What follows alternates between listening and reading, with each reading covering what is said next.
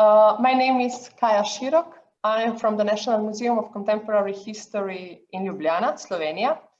And I would like to welcome you all to the 5th webinar of the Identity on the Line project. This is a 4-year project financed by the EU program Creative Europe. So for the newcomers, just a few words about the project itself. The main coordinator is the West Eger Museum in Norway.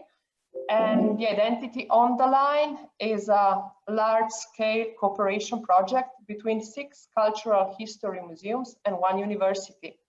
We are working together to explore the long-term consequences of different migration processes, forced or voluntary, which took place in Europe in the last 100 years. Through the collection and dissemination of experiences from former migrants and their children and grandchildren, we are collecting stories. We are building narratives in order to present and transmit common features of migration from the past to the future generation. So the priority of this project is to reinforce the sense of belonging to the common European space, to contemporary migrants, to those who have settled and their hosting communities. I would say that the project is discussing us and our roots. It's trying to build a participative and engaged narrative of complex historical events and shared collective memories on the basis of migration and identity building. And I'm really, really happy and honored that today we will discuss these important topics with Professor Petrom Gatrellom, who teaches, hi Peter, thank you and welcome, who teaches modern history at the University of Manchester, where he's also affiliated to the Humanitarian and Conflict Response Institute. So Peter's main research topic is population displacement in the modern world, and he wrote many books. I'm going to show you some of them because I'm a great fan of Peter's work. And his publications include a trilogy of refugee history. You will see it vice versa, but these are just some of the books Peter wrote.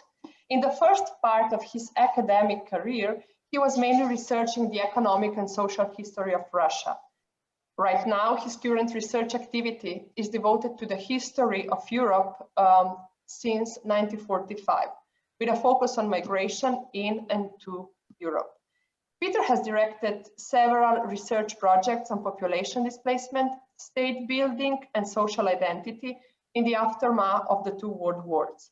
In July 2018, he started a 3-year collaborative research project founded by the UK Arts and Humanitarian Research Council, entitled Reckoning with Refugee Voices in the Modern European History, and this is Peter's last book. So Peter, thank you for joining us. The floor is yours, and we are really, really waiting for your webinar to start. Thank you.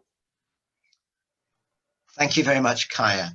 And I'm very pleased to join you in this discussion. I'm going to share a screen because I have a few slides that I want to use as the basis for my talk today.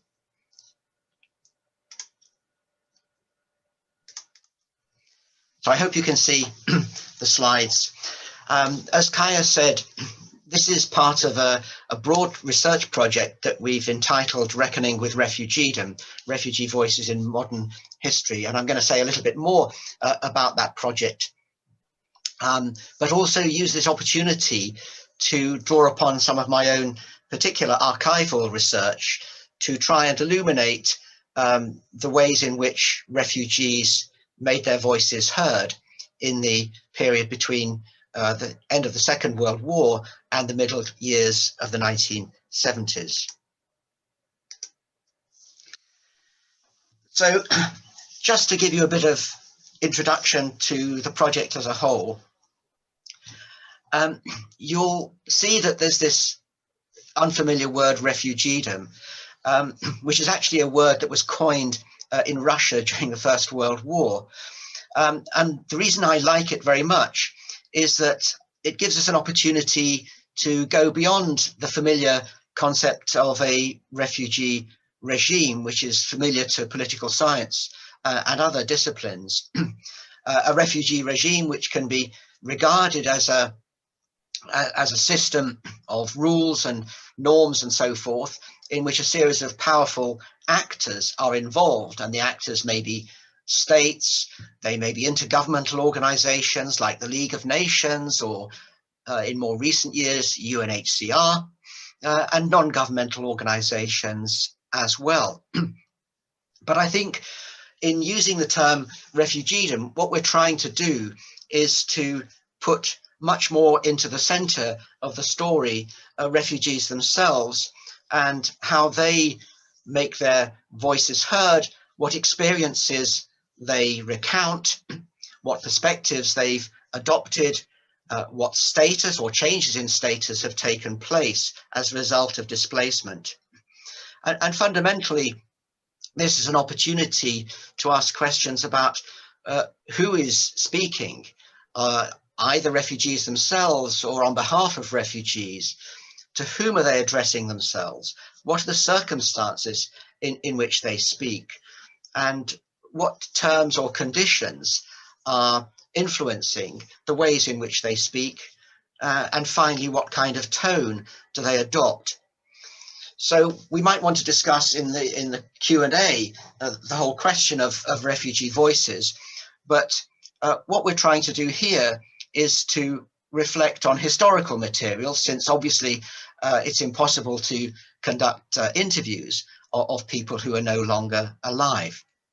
The project as a whole is comparative and historically contextualized. So because it's a team project, we have other people working on, for example, South Asia, on the Middle East, as well as Europe in the interwar period as well. So it's not just a European focus, although most of what I shall be doing this morning is talking about Europe.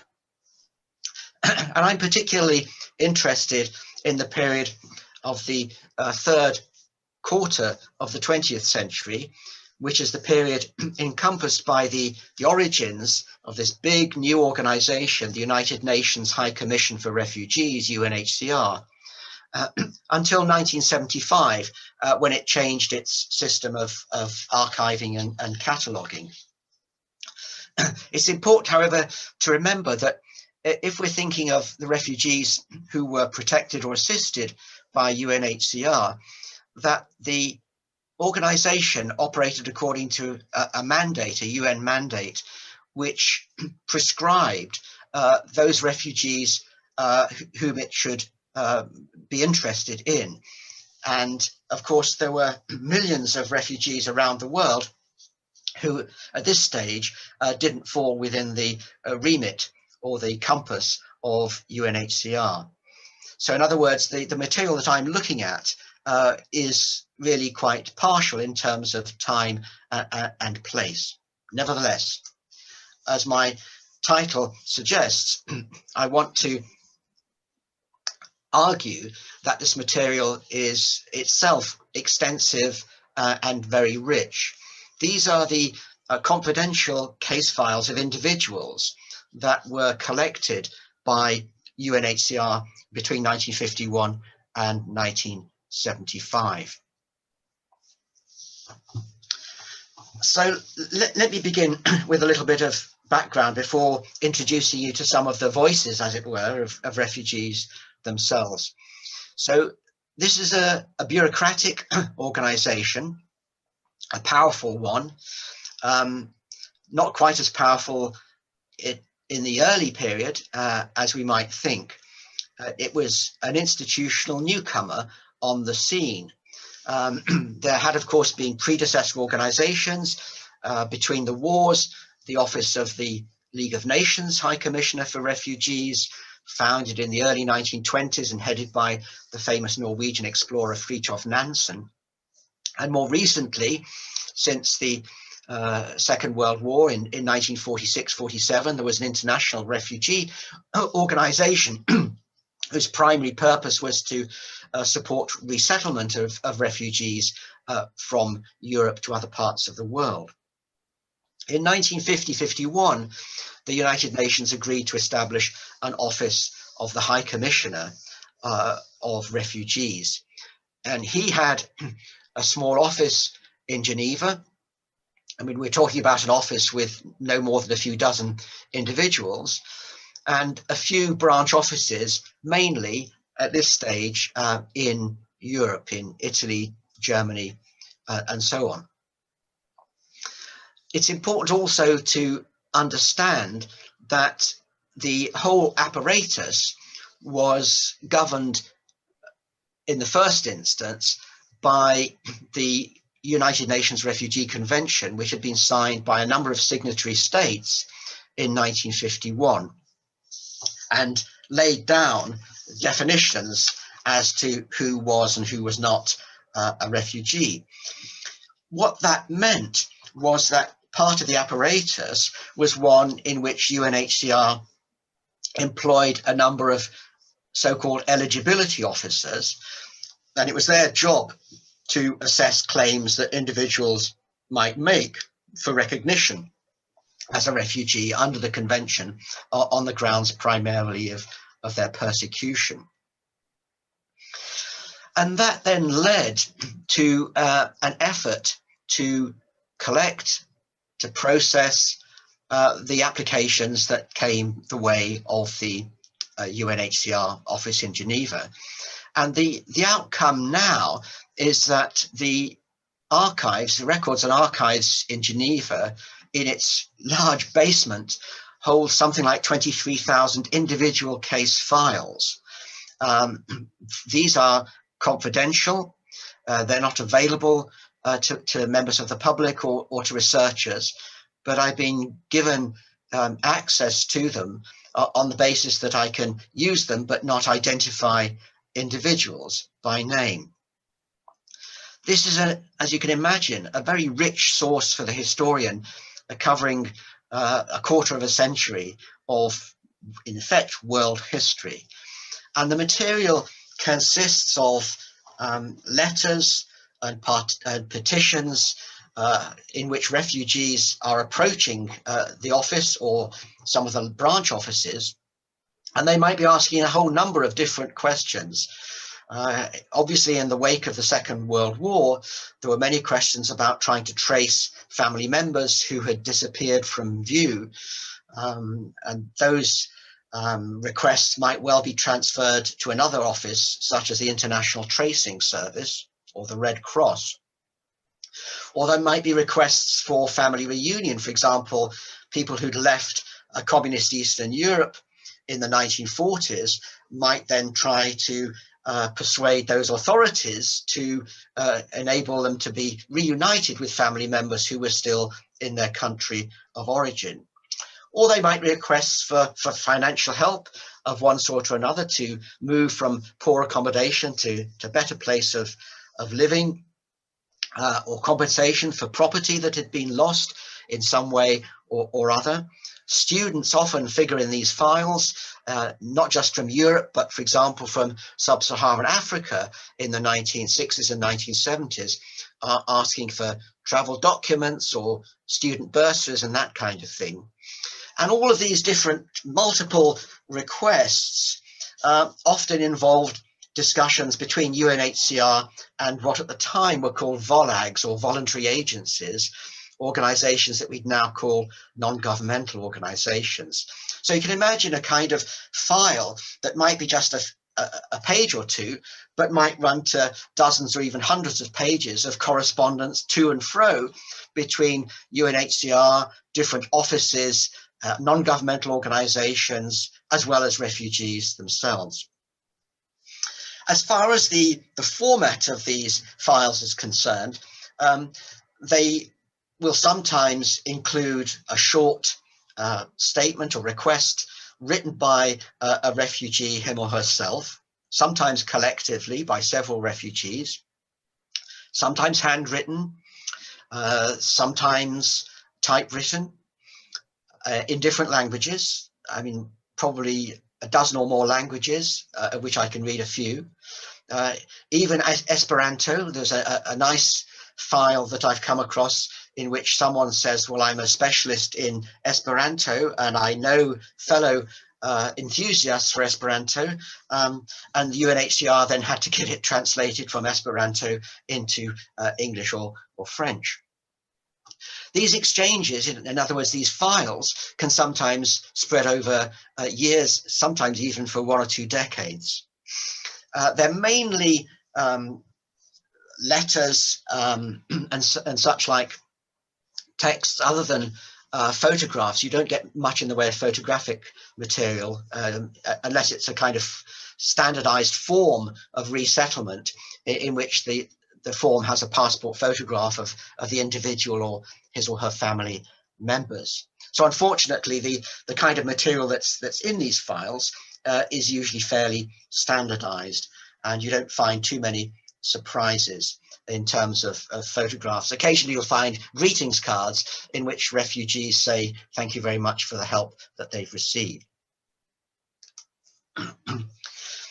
The records are not entirely about refugees of European origin, although a good number of them are. What that means is that amongst the kind of files that you might expect to find, such as refugees from Hungary or Romania or Poland and so forth, you also find a large number of case files that go back to the First World War. For example, elderly Russian refugees who've ended up in China and are still there in the 1950s, for example, and who might want to resettle in Western Europe or Australia or Latin America.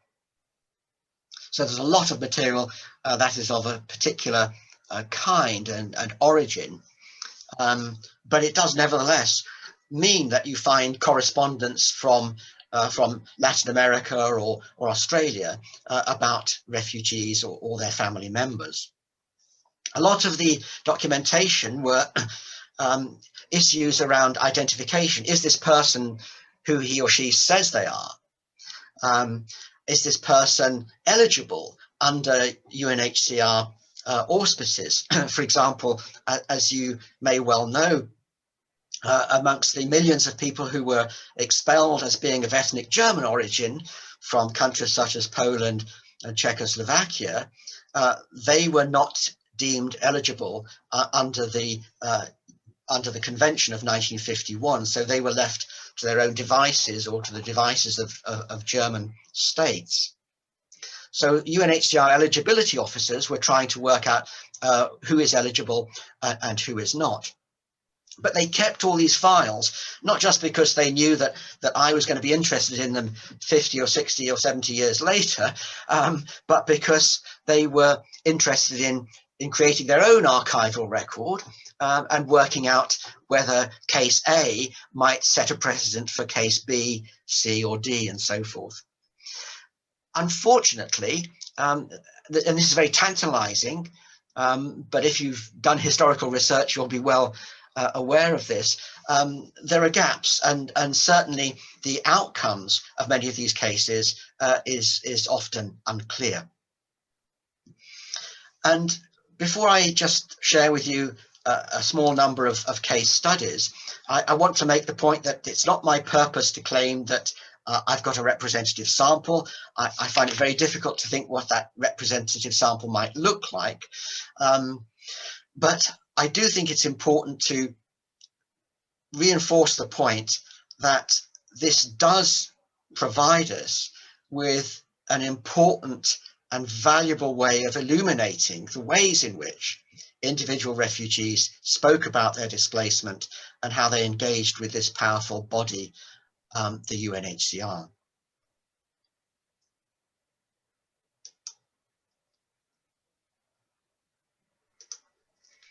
So just to share with you a few fragments from the archive.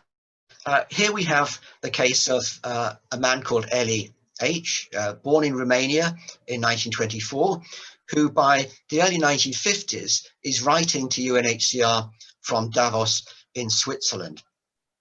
And I give you this fragment because it makes a fairly obvious point that with the Cold War, many refugees from Eastern Europe were reinforcing the message that, as you can see from this slide, we want to be resettled far from the communist danger.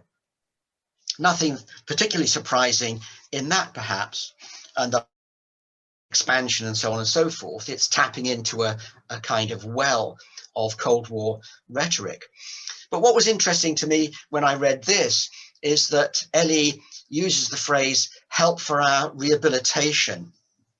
And by using this word, he was alluding to a whole discourse of rehabilitation that was circulating right around the globe, not just in Europe, but in the Middle East and in the Indian subcontinent as well, about trying to transform the situation of refugees, indeed even transform psyche of refugees, in which they would be allowed to entertain the hope of a better future. It's also important that to Ellie that he wanted to tell UNHCR that we shall not cease with our efforts. In other words, this is insisting upon their kind of capacity not to go away, but to keep fighting, as it were, for freedom. We're demanding, in other words, free peoples and their governments to assist. Demonstrate your readiness to rescue us. So it's the language of rescue and rehabilitation that's infusing this particular passage from a Romanian refugee. But alongside that, and again, perhaps not altogether surprising assertiveness, what you sometimes find in these files is the voice of supplication of someone who is approaching UNHCR in order to appeal for their assistance from a position of, as it were, subordination rather than any kind of power. But in this case, this is a Czech refugee in the late 1950s who is in Bolivia. And what I find striking about this is not only the voice of the supplicant, of the petitioner, who ends his letter, as you can see, by saying, once more I put my fate in your fatherly hands. In other words, it's you and only you who can help me. But what is interesting is that Fred, this refugee, is creating a kind of link or a rapport with this official, because he says at the beginning, I had the possibility to see in your personality a person who is treating with all the heart people in need like a father and in view. In other words, it was important to this person that he should create a kind of bond or relationship between himself as a supplicant and an official who he thought had the possibility of assisting him. In the end, unfortunately for Fred, UNHCR said, we can't do anything to help you. If you don't like the atmosphere in La Paz in Bolivia, then maybe you can try other cities in Bolivia instead. But I'm less interested in the actual outcome as the tone of Fred's appeal to UNHCR. Once more, I put my fate in your fatherly hands. So, thinking about this institution not as kind of something very abstract and impersonal, but as something which is operated by human beings who are being appealed to for help. This one, I apologize for those who may not know French, but I wanted to keep it in the original French because it is such a lyrical account by somebody called Ljubitsa, a female born in Italy, who's writing in the early 1960s, and who has a difficult story to tell about having been forced out of Italy under the Mussolini racial laws, then finds herself imprisoned by the Nazis, and eventually she and her husband make their way to Canada. But at the time, she is providing, it's part of her documentation, what I regard as a very lyrical account of escape and refuge. She's talking about the town on the French-Italian border, Ventimiglia. But what's more important to her is to paint a very dramatic story of her flight in a boat, in barque, surchargée, so filled with refugees, and getting on this boat, which is at risk of being of capsizing. And of course, you won't be surprised to understand how this resonated with the reader, in 2019, when I first read it, in relation to what was happening in the Mediterranean in very recent years. But this is a very powerful and carefully composed account where she wants to talk about the boat journeys and the threat of capsizing, but also when she gets onto dry land, how there are mountain passes that were difficult to negotiate. So I've ended up, she says, in France, in Nice, but I'm tired and hungry, physically and mentally or morally disturbed. But very, very rewarding to read this kind of very insistent and dramatic account in which she's painting a picture for UNHCR and trying to dramatize it using the words at her command. Then, as another example that stood out to me of someone, a Bulgarian, Živko, who eventually was able to get from Bulgaria via Italy to Sweden. Unfortunately for Živko, he's writing because he's in prison, and he's in prison in Växjö in Sweden, and he wants to explain to UNHCR what has got him into this difficulty, and so he confesses. And I haven't changed the English. He's writing in English. In August, I've taken a car. I don't know whose car it was. He doesn't have a driver's license, and yet more, I was drunk. It's all my pity, but I'm very afraid. So he's saying, he's confessing that he did something bad. It's his own fault, but nevertheless, it's got him into a dangerous situation. I'm very afraid. He's reminding the High Commissioner that he has status. I'm a political immigrant. I've got this paper from your commissioner, so please don't tell me to get lost. I have status. But if Sweden sends me back to Sofia, it's my death. I mustn't be sent back to my country, and you know why. And then he ends by saying, I suppose you can help me if you want to do it. I'd be no end grateful. So you have this poor man who is really at his wit's end because he's afraid of the consequences of being returned to Bulgaria. And UNHCR replies indirectly by trying to insist to the Swedish government or the Swedish Labour Market Board that they shouldn't deport him to Bulgaria at the end of his sentence. Unfortunately, I don't know what the outcome was. I presume that Sweden managed to see its way to holding on to him rather than to deporting him to Bulgaria. But it's the kind of personal appeal and the lament and the confessional element that struck me as being particularly significant here.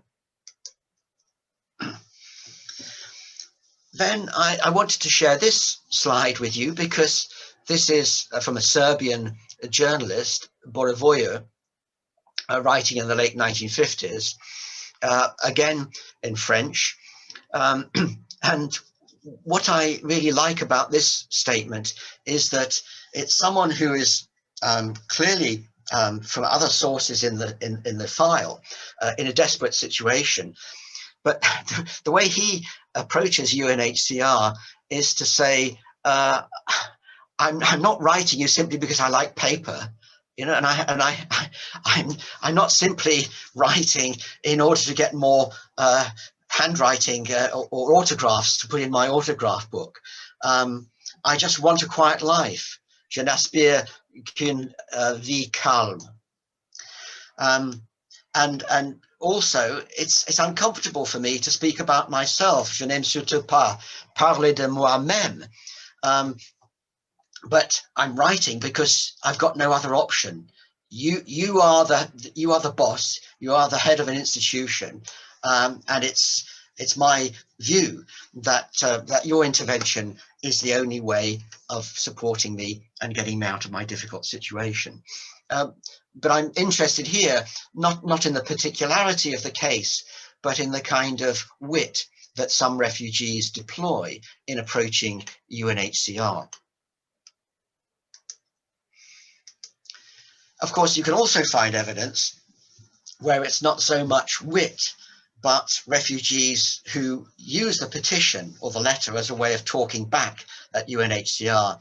And the best example I can find of this comes from an entirely different context, which is that of Ethiopia, where there are many files in which refugees from other parts of Africa, in this case Sudan, have ended up in the late 1960s.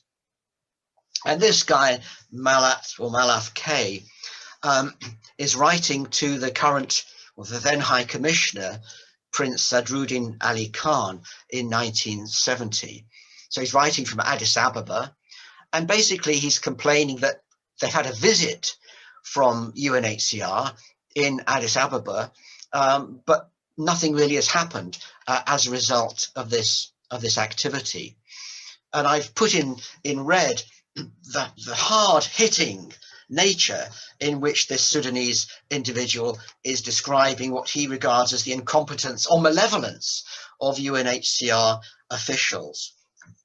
In other words, so he's not prepared to be fobbed off. He's not prepared to be told, oh, there's nothing more we can do. You know, he's actually making an accusation against UNHCR, particularly in Ethiopia.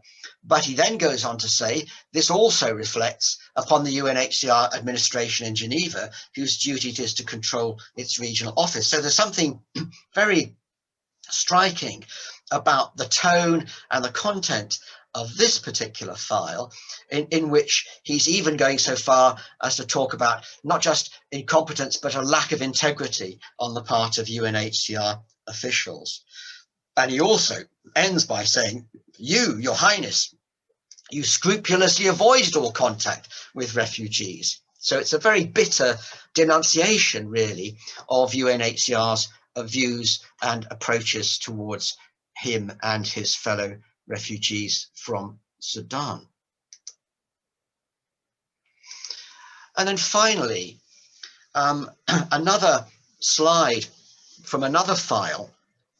We're back in Europe. This is Joseph K., a Hungarian refugee, writing in the later 1960s, again to Sadruddin, the then High Commissioner for Refugees.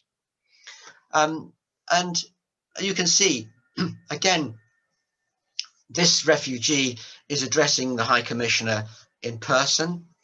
I haven't changed the spelling. Pardon me for taking the liberty to write. I know that you, being a prince and a High Commissioner, have many problems and would hardly bother about the problems of a mere refugee. I have little hope that you shall read my letter. And then he goes on to say, you know, nothing has happened. For a long time, I have tried to get help from the people in the refugees office, but have failed. He is writing from a place in Turkey, in Ankara, and he's complaining about a man called Schindler, who's the UNHCR representative. These people, he says, have no heart or conscience. And he goes on to say that Mr. Schindler, so he identifies the official by name, is a big man. Why should he be concerned with the problems of a little man like me? He is a busy man and has important duties like cocktails and social gatherings and parties. Anyway, I trusted Mr. Schindler because he has a manner of speech which inspires confidence at first. Anyway, I was fooled. So again, I really like this indication from the case files of someone who is writing not purely from a place of abjection and misery, but is clearly unhappy and uncertain about his status, and is taking the opportunity to use sarcasm as what James Scott, the sociologist, would call a weapon of the weak, to try and get his voice heard. And the outcome was that he did manage to get himself resettled in Switzerland, and Geneva office sent a note to Schindler in Turkey telling him to raise his game. So finally, with some reflections, to make the obvious point, these are people who are no longer alive. Well, a few of them are, but we certainly can't interview refugees at this distance in time. But the case files, for all their bureaucratic purpose, give us some sort of sense as to who refugees were and what they were saying in past times. There's a multiplicity of voices and outcomes that becomes clear from the files. Refugees were sometimes being dismissed as difficult people, because they kept coming back to the office for more and more requests for help. Some of them were dismissed as mental cases. I haven't spoken about that, but there were significant numbers who were set aside as on the grounds that they had a mental illness. Some of them obviously did, not all of them, I fear. But all of them were caught in what I would describe as a web of power relations that was spun by UNHCR and other organizations such as NGOs. UNHCR was having to confront the politics, the consequences of displacement, whether it's war, including the First World War, revolution, whether it's Russia, whether it's communist revolution in Eastern Europe, whether it's revolution in China in 1949, and also decolonization, particularly in Africa. And UNHCR gradually extended its reach. So the way I think of UNHCR, it's a work in progress, and the work in progress emerges from these files. The case files are part of a learning process. Finally, we've got an opportunity to confront and reflect upon questions of access, and that's a very difficult term. I'm thinking here of my access to the archives and how it's conditional and privileged, and how that compares to the access of refugees to the office then and now. I feel as a historian a sense of intrusion, intruding upon people's lives, intruding upon people's difficulties and grief very often. Lastly, these files are fragments. They're not a complete life story. They're simply what's being told by refugees in order to get assistance or protection. But nevertheless, though they're fragmentary, I also think that their content and their tone can shine a spotlight on what we call the matrix of refugeedom. So I'm finishing there, and thank you for listening. Thank you so much, Peter. Thank you for this inspiring lecture. It's time for questions, but before we start, just two important informations that I forgot to tell them before. So first, you already saw that we are recording, and actually all the webinars will be available at the web page of the project, so Identity on the Line, eon.museum. And the second thing, very important also, pay attention at the end when you are going to log out. There is going to be a survey. Please do the survey. We need it in order to complete our project. And now it's time for questions. I realize that there are many historians, scholars who are listening to the webinar. So you are kindly invited to ask questions. I will start with the first one, of course, as always. I have many questions, but my first one is, you said that there are 23,000 in records, individual stories in the record and archive in Geneva, and that they are not available for the public or for historians to look at. So when do you think that there will be available for researchers Are there going to be one day or not? Okay, the answer to this question is that the project was able to support UNHCR Records and Archives in creating a spreadsheet of the files. That all that had happened in the past was that the files existed in physical form in binders in the basement of UNHCR. There was no formal catalogue of what these files were. So there is now a spreadsheet, and the spreadsheet identifies individuals by name and, where possible, country of origin and the place from which the file was being generated. So it might be generated in Vienna, or it might be generated in Addis Ababa, and so on. UNHCR is always very, very concerned about issues of confidentiality. So if you work on, for example, more recent periods, a lot of people are interested in what's happening in former Yugoslavia in the 1990s. There's an enormous quantity of material that's there already and keeps coming in to Geneva from different parts of Europe. But UNHCR regards its main mission as supporting its own operations and supporting refugees in situ, current refugees. So there are issues around the time at which confidential case files can be opened, and I don't think that will happen for many, many years. It's possible that individual scholars will be able to access this material, but UNHCR has to tread very, very carefully, because some people are still alive who figure in these files, and there are certainly descendants who are alive. Occasionally something very strange, if you like, happens, which is that you'll find in the file a newspaper report.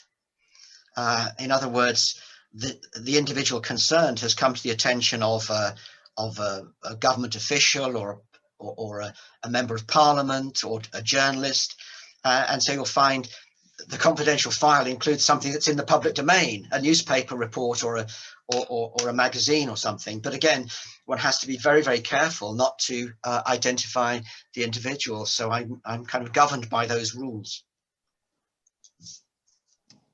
Okay, so we have a question. Yeah. So Ivalo is asking that, can you talk about the difficulties of the ones in the mental cases? Are the cases discussing the mental cases because of the war? And how did they or you deal with that? Okay, thank you for that question.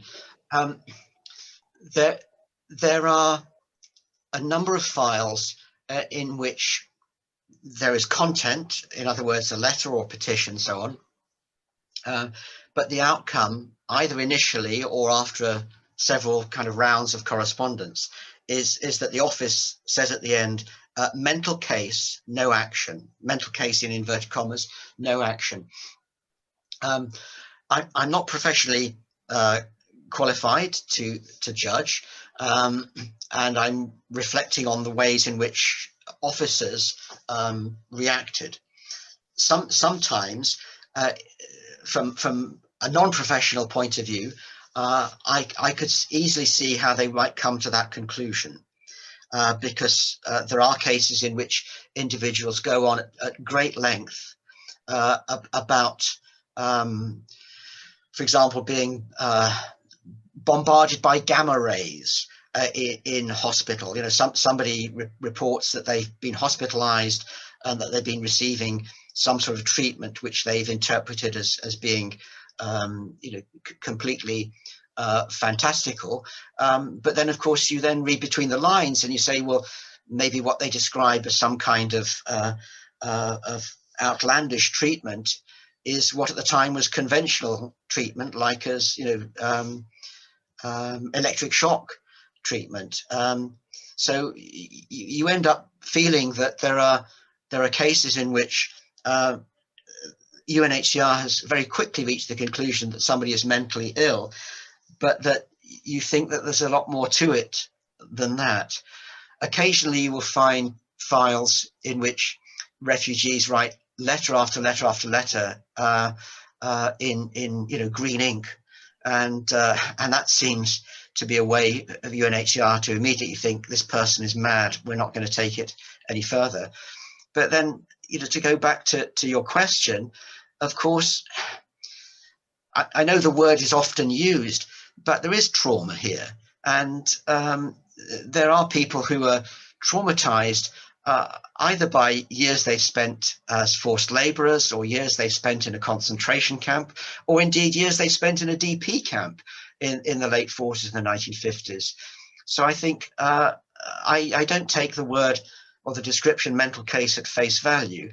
I'm prepared to accept that in some instances this person clearly is deranged or deeply disturbed, but I'm also interested in trying to understand why that's the case. Just one other kind of reference. You may not be surprised to learn that in these instances, officials sometimes say this person is hysterical. And you won't be surprised to learn that that usually means a woman is being described as hysterical. And then when you read the file, you realize that hysteria is perfectly understandable in relation to what that person is going through. And to dismiss it as hysterical is really a sign that that official has a problem rather than the person concerned. Okay, thank you. I just wanted to ask another thing, which was that you said that a part of our research is done in Europe, and there is a part in Southeast Asia and in the Middle East. So when we are discussing the dissolution of the big empires and the decolonization period, what kind of letters can we came across? Because basically I think that there were many people who were originally from Europe who were living in the colonies, and actually they had a lot of problems coming back to Europe. I recently read the book of Pamela Bellinger about the decolonization of Italy. She's going to be we are going to host her in the next 2 weeks. And she said, right now we are discussing people from Libya migrating to Europe. But actually after the Second World War, the people in Libya were the Italians who wanted to migrate back to Italy. And the history is repeating in a completely different level. So did you came across any letters of people from Europe who wanted to come back to Europe and they were living in the colonies? Yes, there are. I don't know how many. I've certainly read a number of files in which there are these complex trajectories where someone has left. It might be Russia or other countries in East and Central Europe, and have ended up in other parts of the world. It might be South America. It might be in North Africa. Sometimes these are people who've moved for business reasons, and then find that they're effectively stateless, but might want to return for kind of personal reasons, or to recover property, for example. There are lots of cases of, for example, refugee seamen who've been traveling for decades and who find themselves in a situation of statelessness. There are people who've joined, for example, the French Foreign Legion, and then decide they've either had enough or have got into trouble and want to return. I'm not sure I've come across any of the cases that Pam Ballinger talks about, but I strongly recommend people to tune in to her talk because she's written a wonderful book. There are a number, as I've said, of elderly Russians who moved after 1917 to places like Harbin and are still there in the 1950s and are getting on in age. And really want to live out the last years of their life in situations of relative comfort. So they're asking about retiring to old age homes in Switzerland or France or other parts of Western Europe, and UNHCR does its best to try and accommodate those wishes. So there's a lot of activity from that point of view. But as I said at the beginning, Kaya, you find in these files the kind of reflection of a world of displacement.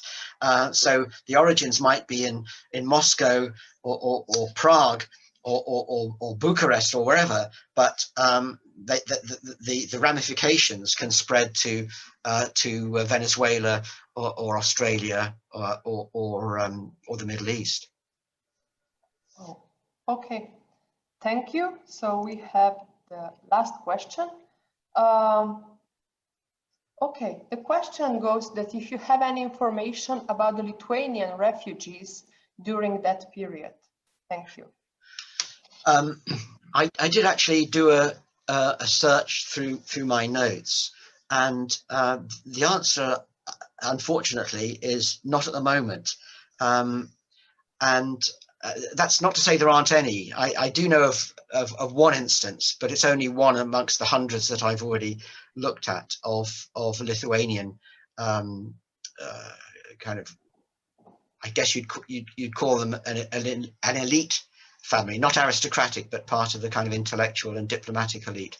But no, if you're interested and want to contact me via Kaya, privately, I can look through the spreadsheet and perhaps come up with an indication of how many there might be. But I think the answer is going to be disappointing, not very many.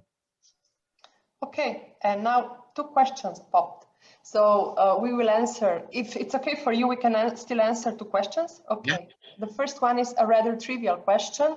This is how it was put. So could you elaborate a bit more on individuals that you came across whose experiences of refugeedom started already in the First World War or in immediate post-war years? So we go 100 years ago. Yes, absolutely. There are a great many files that I've looked at which are very powerful, precisely because this file was opened in, let's say, 1955 or 1960 even, but the person concerned was born in the 1890s, and they've experienced war and displacement in the Russian Empire, for example, and may well have been displaced multiple times. And I think that's awfully important that you have people who are being described as elderly, and you realize they might be younger than I am. Nevertheless, are being described as elderly by UNHCR, and you realize just how much experience of displacement that they have had. So yes, the answer to your question is a great many cases that go back to the experience of the First World War in Russia and Eastern Europe, as well, of course, to the 1920s, and then not just Jewish refugees, but Spanish Civil War refugees will also emerge in the files and create some really interesting material as well. So, and the last question, Miriam is asking, what would be a representative sample in researching the refugeedom? I've thought a great deal about this. I can't offer you an easy answer to the question of representativeness. All I've done is look through the spreadsheet and try to make sure that the files I'm reading give some kind of coverage beyond what I might call the expected, to look at the unexpected. You could, in principle, begin to select what might be hundreds of cases of Hungarian refugees from 1956, but also Hungarian refugees whose case was opened because they'd left Hungary after the First World War. They are probably overrepresented in the files, but I'm not interested in this project in trying to write the history of Hungarian refugees.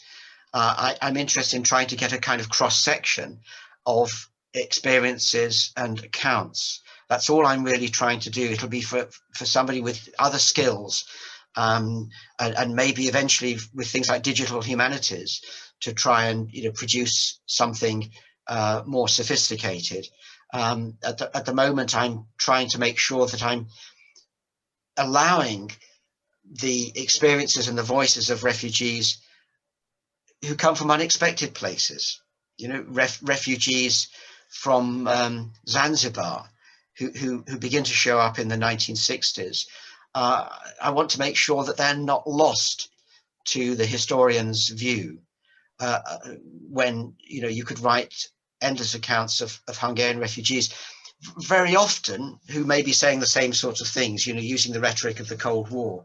I don't want to dismiss that, but nor do I want to overlook the fact that there are other voices that may be very unusual, but because they're unusual and distinctive, I want to give them their due as well. Okay. Thank you so much. It's all for today. Thank you, Peter, again for everything, and especially for the last part, which was also very inspiring. To all of you, next week we will host Amina Krvavac. She is the Executive Director of the War Childhood Museum in Sarajevo. It's a great project. They started with a book, and then they built themselves, they create a museum, and after the museum night they have already branches of the museum around Europe. A very important topic, very much connected to the topic that we discussed today. Thank you all again. Thank you, Peter, and see you next week. And don't forget to do the survey. Thank you so much. Bye.